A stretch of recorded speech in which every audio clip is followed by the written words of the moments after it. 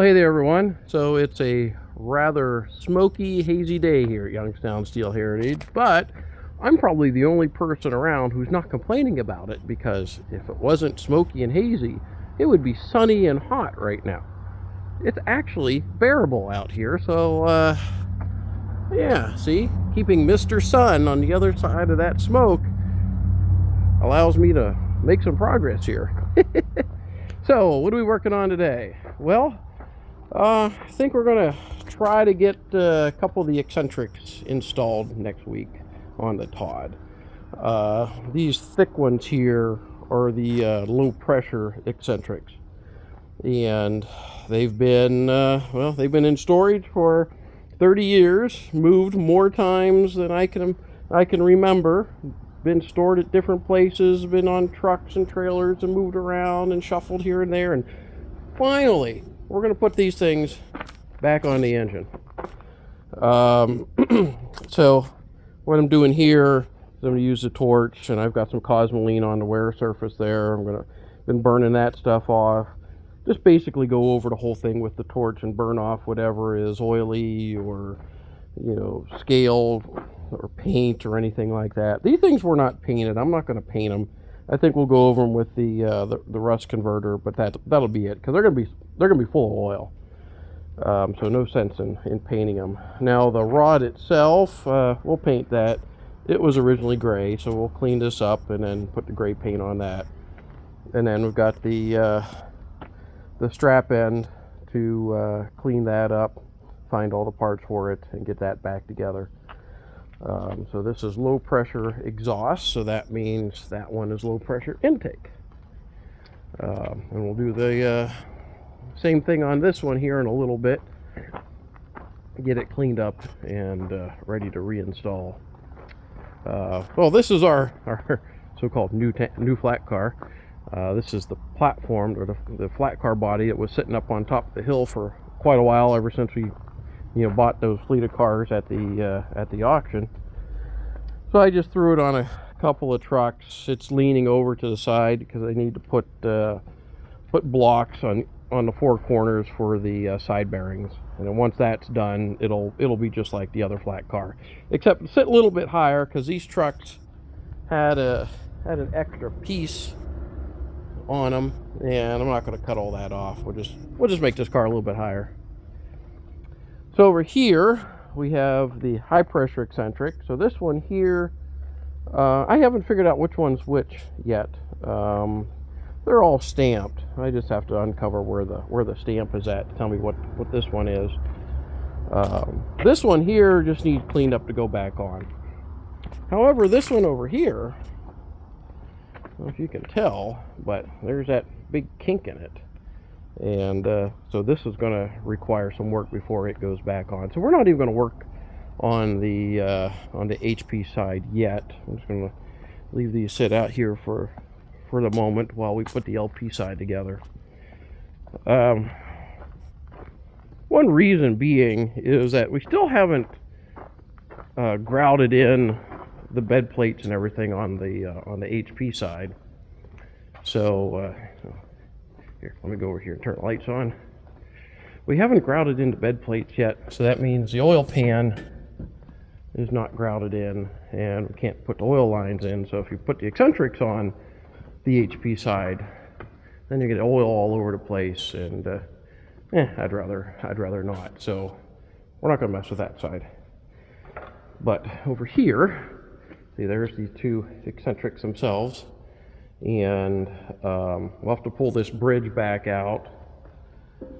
So we'll take the stairwell out, take the bridge out, then we can bring those eccentrics in. One will tie onto that pin, and the other one will go on a pin on that other one there, and that gets stood up. And the bottom is already tied into the exhaust. We are missing that rod that goes from the steam valves down to its rocker. That got stolen at some point in the 30 years that all these parts have been stored. So we're in the process of getting new parts made for that, but it'll take a while. One of the other things we're going to do is, while the bridge is off, take the motor out, and the 4 bolt holes for the motor, we're gonna basically move them in a little bit, slot them, or re-drill the holes or something, because that chain is just a little bit. The motor sits just a tiny bit too far for us to pull one link out of that chain to make the chain pretty tight. So it's pretty loose and it bounces around a lot. And instead of having the idler underneath and all that, we'll have slots in the motor so that if we have to move the rubber tire axle in, then we can just follow it with the motor and then bolt everything down, so that the chain stays tight. So we'll get all that done while this thing is apart. But otherwise, we ran the drive and spun the flywheel quite a bit over the last weekend. On July 12th, when the big boy was passing through town, we had a lot of visitors here that day, and we ran this thing several times. So it works great and spins right up and does its thing, and nothing overheats. And I'm happy with it. Now we just have to make a few improvements, and then the oil system is also working out rather well, so no complaints with that. The lube oil return lines, most of those are in, so all that oil that gets pumped out to the bearings all comes right back into the tank. And that means that we can flood those main bearings with as much oil as we want to. It doesn't matter, because when we're running, that tank is completely full of oil, and imperceptible amount comes out of there, and then over a period of an operating session, and then it starts flowing back in slowly, you eventually reach a point where the oil is flowing back in at the same rate that it's leaving, and it maintains an equilibrium. So all the oil comes back into the tank right through there, through the return lines. I have a strainer that is going to go here. I had to order a couple fittings for it, but